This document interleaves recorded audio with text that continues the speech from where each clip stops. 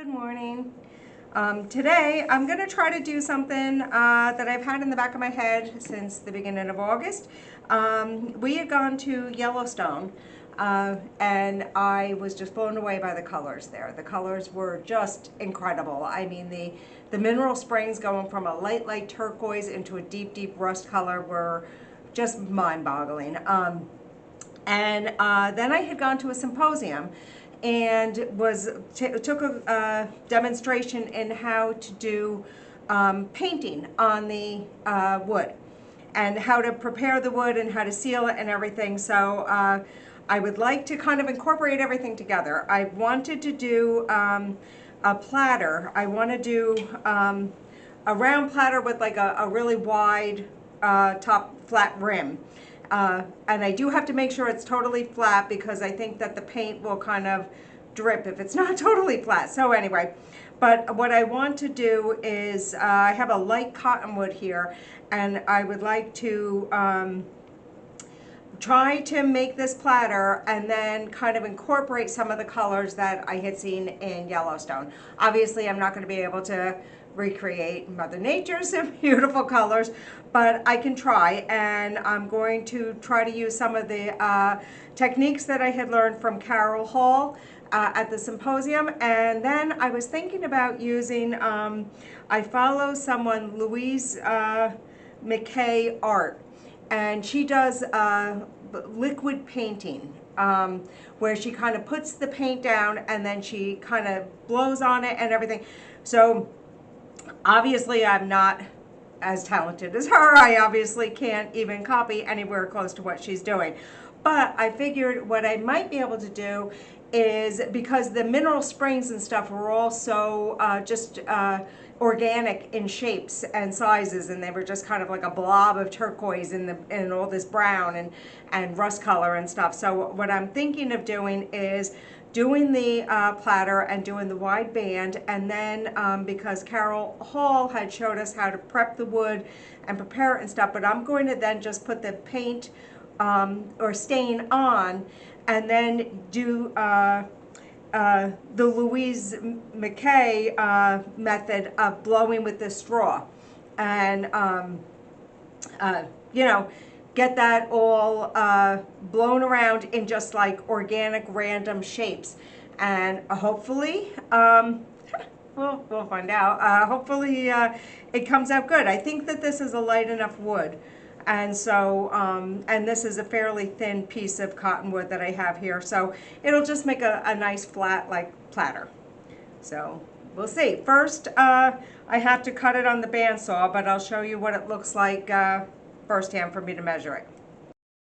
Okay, so I have my piece of wood here. You see it's got big flaws here. Now I can do it slightly bigger than my ruler thing here, because I do believe that my lathe can handle a little bit bigger than what this disc is.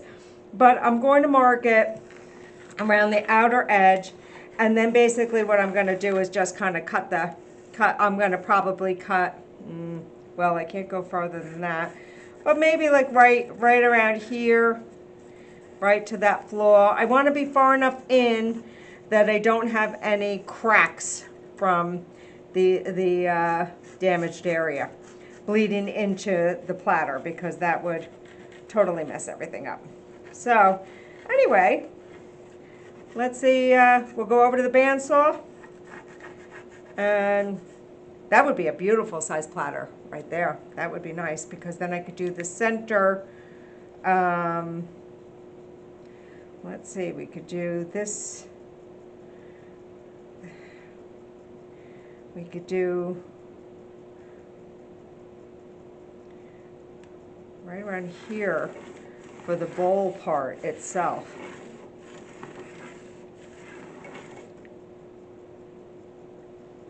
And then I've got a huge area here to paint. All right, and let's just make sure this is, so when I do my center plunge, it's all set. Cool beans.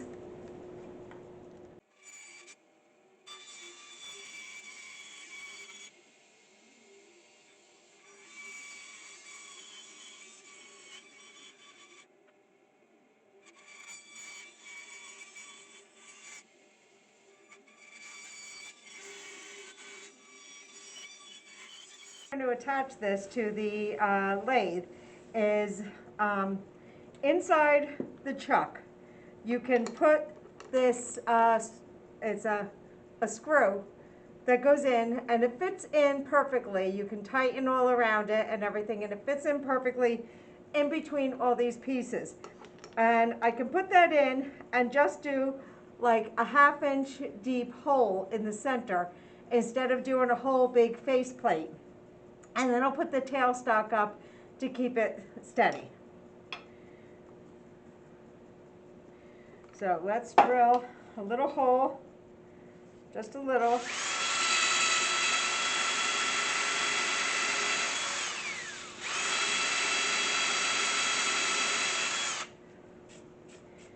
I don't want to go too deep. Okay. See if this is even big enough for this. I don't think so. I don't think I put a drill bit big enough. Hold on 1 second. Okay, so the way this fits in, this screw goes right in the center.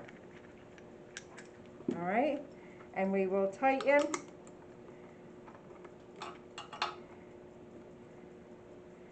Now I can do it down further, which might be a better idea since this is shallow. It's got flat edges on it.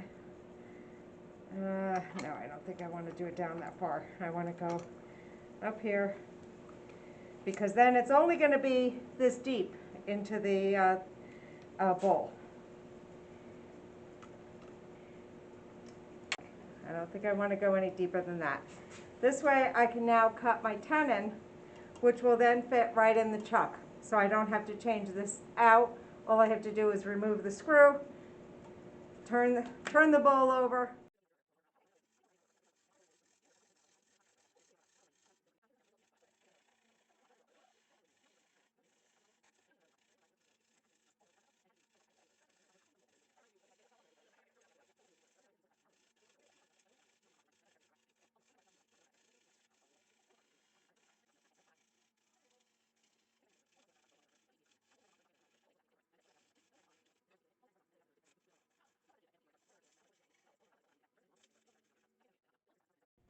Okay, don't know if I did that wrong or not, but the screw in the chuck was not working at all. I had made this a few weeks ago. What it is, it's just a piece of wood that can fit in the chuck perfectly, and it's got screws that go through it that will go into the wood. So I'm going to put that here. I'm going to hammer that on, and then I'll put this right in the chuck.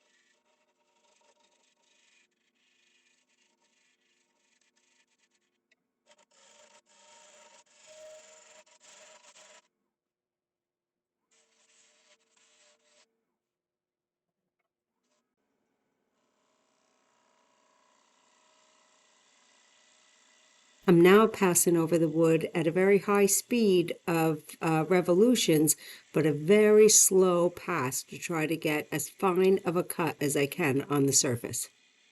When you see the shine on the wood before any sanding or any kind of finish on it, you know you've gotten a pretty smooth cut. This really cuts down on the amount of sanding that needs to be done.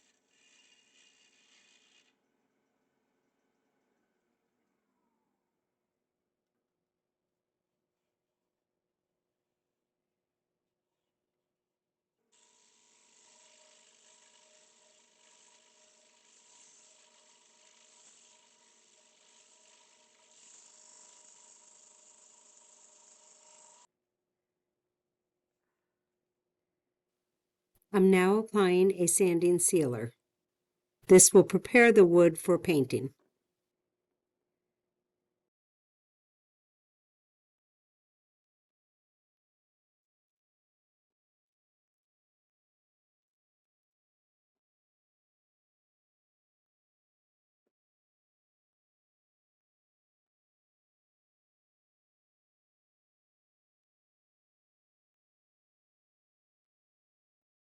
Okay, so what I've been doing is I'm putting bits of paint mixed with polyacrylic on here, on the rim. I covered everything I don't want with the paint on it with painter's tape, and I'm going around layer by layer putting this paint on, and then I spin it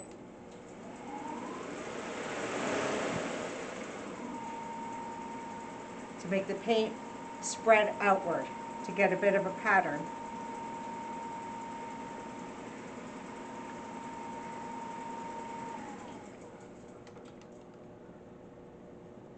If you can see, let's see, can you get in close? There you go, now you can see some. So it's just a slight coloring, painting. Hopefully it gets darker as it dries. So let's put a little bit, I'm going to do this blue, I'm going to put a little bit more of the rust.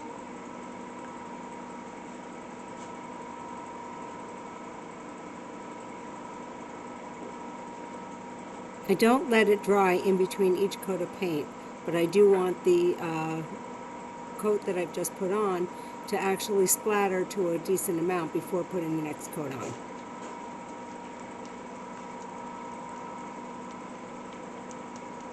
Now this is a polyacrylic, so it's already a sealant. And then we'll go over it with, all right, let's stop this. And I'm just going to go a little tiny bit right at the edge here. So we have lots and lots and lots of layers.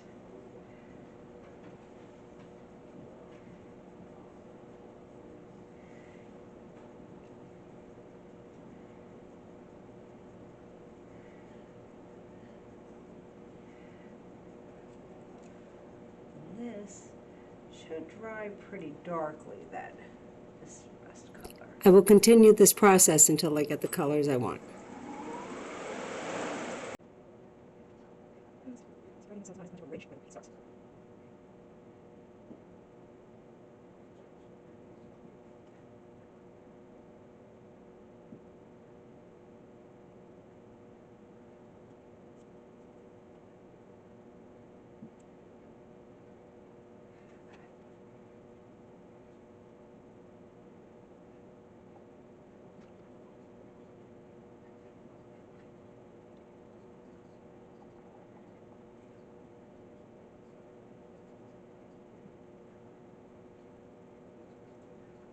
I'm going to let this go there. Just keep it from going to one side. Okay, I am really happy with how this came out. Let me see if I can turn on some more lights here. You can see. Do you see it? I love how it came out. Really, really love it. I have to see if I can sand off. There's some rough edges here and here. I have to see if I can sand that off so that it's a smooth finish. But let's see.